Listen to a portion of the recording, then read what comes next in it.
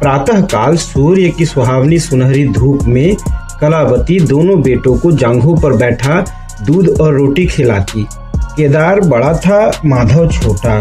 दोनों मुंह में कौर लिए कई पग उछल कूद कर फिर जांघों पर आ बैठते और अपनी तोतली बोली में इस प्रार्थना की रट लगाते थे जिसमें एक पुराने सहृदय कवि ने किसी जाड़े के सताए हुए बालक के हृदय उद्गार को प्रकट किया है। दैव दैव घाम करो, तुम्हारे बालक को लगता जाड़। माँ उन्हें चुमकार कर बुलाती और बड़े बड़े कौड़ खिलाती। उसके हृदय में प्रेम की उमंग थी और नेत्रों में गर्व की झलक। दोनों भाई बड़े हुए, साथ साथ गले में बाहें डाले खेलते थे। केदार की बुद्धि चुस्त थी, मानव का शरीर। दोनों में इतना स्नेह था कि साथ साथ पाठशाला जाते, साथ साथ खाते और साथ ही साथ रहते थे। दोनों भाइयों का ब्याह हुआ। केदार की बधू चंपा अमित भाषणी और चंचला थी। माधव की बधू श्यामा सांवली सलोनी रूप राशि की खान थी। बड़ी ही मृदभाषणी, बड़ी ही सुशीला और शांत स्वभाव थी। केदार चंपा पर मोहे और माधव श्यामा पर रीझे, परंतु कलावती का मन किसी से न मिला। वह दोनों से प्रसन्न और दोनों से अप्रसन्न थी। उसकी शिक्षा दीक्षा का बहुत अंश इस व्यर्थ के प्रयत्न में व्यय होता था कि चंपा अपनी कार्यकुशलता का एक भाग श्यामा के शांत स्वभाव से बदल ले। दोनों भाई संतानवान हुए। हरा भरा वृक्ष खूब फैला और फलों से लद गया। कुत्सित वृक्ष में केवल एक फल दृष्टिगोचर हुआ, वह भी कुछ पीला सा मुरझाया हुआ, किंतु दोनों अप्रसन्न थे। माधव को धन संपत्ति की लालसा थी और केदार को संतान की अभिलाषा। भाग्य की इस कूटनीति ने सनय सनय देश का रूप धारण किया जो स्वाभाविक था। श्यामा अपने लड़कों को संवारने सुधारने में लगी रहती, उसे सिर उठाने की फुर्सत नहीं मिलती थी। बेचारी चंपा को चूल्हे में जलना और चक्की में पिसना पड़ता। यह अनीति कभी कभी कटु शब्द में निकल आती। श्यामा सुनती, कुड़ती और चुपचाप सह लेती, परंतु उसकी यह सहनशीलता चंपा के क्रोध को शांत करने के बदले और बढ़ाती। यहाँ तक कि प्याला लवलवाकर भर गया। हिरण भागने की राह न पाकर शिकारी की तरफ लपका।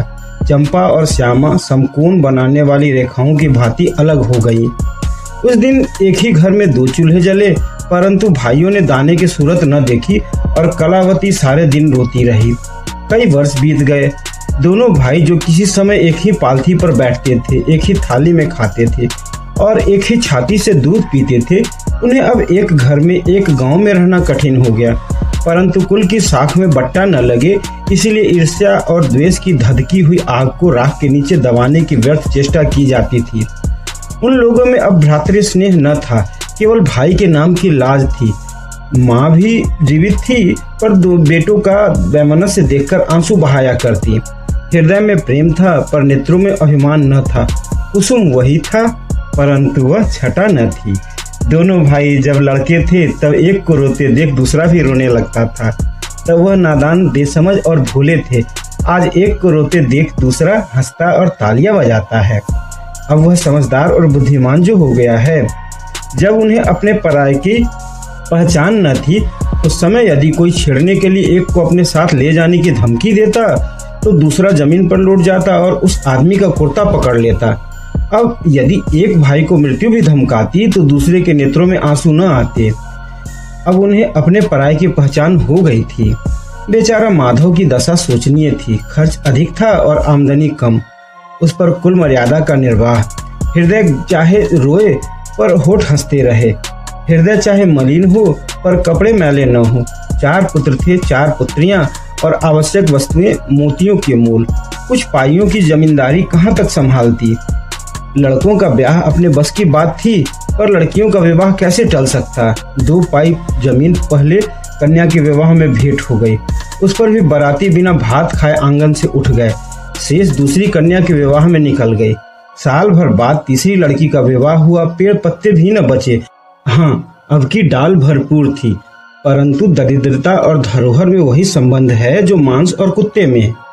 इस कन्या का अभी गौना न हुआ था कि माधव पर 2 साल के बकाया लगान का वारंट आ पहुंचा। कन्या के गहने बंधक रखे गए, गला छूटा। चंपा इसी समय की ताक में थी। तुरंत नए नातेदारों को सूचना दी, तुम लोग बेसुध बैठे हो, यहाँ गहनों का सफाया हुआ जाता है। दूसरे दिन एक नाई और 2 ब्राह्मण माधव के दरवाजे पर आकर बैठ गए। बेचारे के गले में फांसी पड़ गई। रुपए कहाँ से आवे? न जमीन, न जायदाद, न बाग, न बगीचा। रहा विश्वास, वह कभी का उठ चुका था। अब यदि कोई संपत्ति थी तो केवल वही 2 कोठरियां जिसमें उसने अपनी सारी आयु बिताई थी, और उनका कोई ग्राहक न था। विलंब से नाक कटी जाती थी। विवश होकर केदार के पास आया और आंखों में आंसू भरकर बोला, भैया, इस समय बड़े संकट में हूँ, मेरी सहायता करो। केदार ने उत्तर दिया, मधु, आजकल मैं भी तंग हो रहा हूँ, तुमसे सच कहता हूँ। चंपा अधिकारपूर्ण स्वर से बोली, अरे तो क्या इनके लिए भी तंग हो रहे हो? अलग भोजन करने से क्या इज्जत अलग हो जाएगी? केदार ने स्त्री की ओर कनखियों से ताककर कहा, नहीं नहीं, मेरा यह प्रयोजन नहीं था। हाथ तंग है तो क्या, कोई न कोई प्रबंध किया ही जाएगा। चंपा माधव से पूछी, 5-20 से कुछ ऊपर ही गहने रखे थे ना? माधव ने उत्तर दिया, हाँ, ब्याज सहित कोई 125 रुपए होते हैं। केदार रामायण पढ़ रहे थे, फिर पढ़ने में लग गए। चंपा ने तत्व की बातचीत शुरू की। रुपया बहुत है, हमारे पास होता तो कोई बात न थी, परंतु हमें भी दूसरे से दिलाना पड़ेगा, और महाजन बिना कुछ लिखाए पढ़ाए रुपया देते नहीं। माधव ने सोचा, यदि मेरे पास कुछ लिखाने पढ़ाने को होता तो क्या और महाजन मर गए थे? तुम्हारे दरवाजे आता क्यों? बोला, लिखने पढ़ने को मेरे पास है ही क्या? जो कुछ जगह जायदाद है वह यही घर है। केदार और चंपा ने एक दूसरे को मर्म भेदी नैनों से देखा और मन ही मन कहा, क्या आज सचमुच जीवन की प्यारी अभिलाषाएं पूरी होंगी? परंतु हृदय की यह उमंग मुंह तक आते आते गंभीर रूप धारण कर गई। चंपा बड़ी गंभीरता से बोली, घर पर तो कोई महाजन कदाचित ही रुपया दे, शहर हो तो कुछ किराया ही आवे, पर गवई में तो कोई सेंत में रहने वाला भी नहीं, फिर साझे की चीज ठहरी। केदार डरे कि कहीं चंपा की कठोरता से खेल बिगड़ न जाए। बोले, एक महाजन से मेरी जान पहचान है, वह कदाचित कहने सुनने में आ जाए। चंपा ने गर्दन हिलाकर इस युक्ति की सराहना की और बोली, पर 2-3-20 से अधिक मिलना कठिन है। केदार ने जान पर खेल कर कहा, अरे बहुत दबाने पर 4-20 हो जाएंगे, और क्या।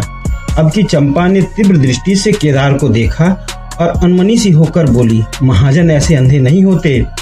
माधव अपने भाई भावज के इस गुप्त रहस्य को कुछ कुछ समझता था। वह चकित था कि इन्हें इतनी बुद्धि कहाँ से मिल गई। बोला, और रुपए कहाँ से आवेंगे?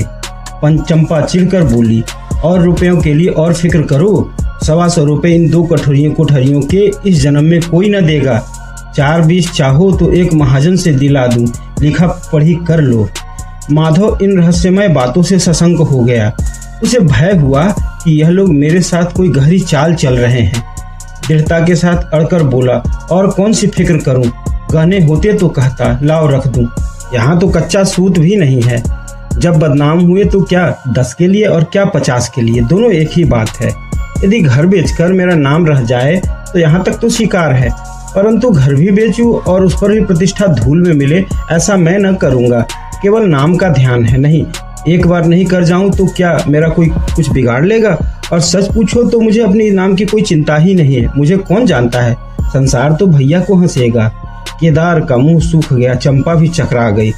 वो बड़ी चतुर वाक निपुण रमणी थी। उसे माधव जैसे गंवार से ऐसे दृढ़ता की आशा न थी। उसकी ओर आदर से देखकर बोली, लालू, कभी कभी तुम भी लड़कों की सी बातें करते हो। भला इस झोपड़ी पर कौन 100 रुपए निकाल कर देगा? तुम 125 के बदले 100 ही दिलाओ। मैं आज ही अपना हिस्सा बेचती हूँ, उतना ही मेरा भी तो है। घर पर तो तुमको वही 4-20 मिलेंगे। हाँ, और रुपए का प्रबंध हम आप कर देंगे। इज्जत तुम्हारी हमारी एक ही है, वह न जाने पाएगी। वह रुपया अलग खाते में चढ़ा लिया जाएगा। माधव की इच्छाएं पूरी हुई। उसने मैदान मार लिया। सोचने लगा, मुझे तो रुपयों से काम है, चाहे 1 नहीं 10 खाते में चढ़ा लो। रहा मकान, वह जीते जी नहीं छोड़ने का। प्रसन्न होकर चला। उसके जाने के बाद केदार और चंपा ने कपट भेष त्याग दिया और बड़ी देर तक एक दूसरे को इस कड़े सौदे का दोषी सिद्ध करने की चेष्टा करते रहे। अंत में मन को इस तरह संतोष दिया कि भोजन बहुत मधुर नहीं, किंतु भरकटौत तो है। हाँ, देखेंगे कि श्यामा रानी इस घर में कैसे राज करती है। केदार के दरवाजे पर 2 बैल खड़े हैं। इनमें कितनी संग शक्ति, कितनी मित्रता और कितना प्रेम है। दोनों एक ही जुए में चलते हैं, बस इनमें इतना ही नाता है। किंतु अभी कुछ दिन हुए जब इनमें से एक चंपा के मैके मंगनी गया था तो दूसरे ने 3 दिन तक नाद में मुंह नहीं डाला। परंतु शोक, एक गोद के खेले भाई, एक छाती से दूध पीने वाले आज इतने बेगाने हो रहे हैं कि एक घर में रहना भी नहीं चाहते।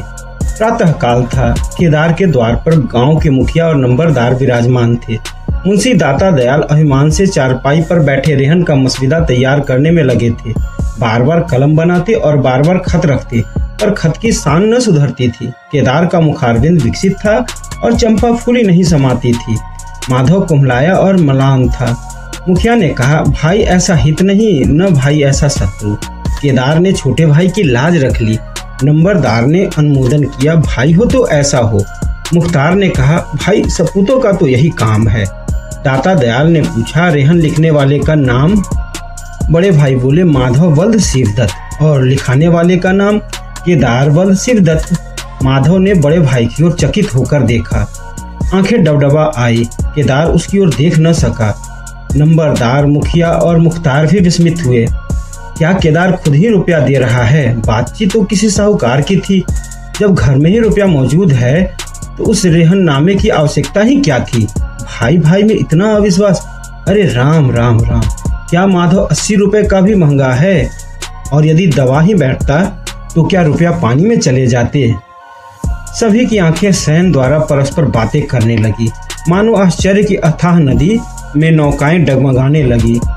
श्यामा दरवाजे की चौखट पर खड़ी थी। वह सदा केदार की प्रतिष्ठा करती थी, परंतु आज केवल लोक रीति ने उसे अपने जेठ को आड़े हाथों लेने से रोका। बूढ़ी अम्मा ने सुना तो सूखी नदी भी उमड़ आई। उसने एक बार आकाश की ओर देखा और माथा ठोक लिया। अब उसे उस दिन का स्मरण हो आया जब ऐसा ही सुहावना सुनहरा प्रभात था और 2 प्यारे प्यारे बच्चे उसके गोद में बैठे हुए उछल कूदकर दूध रोटी खाते थे।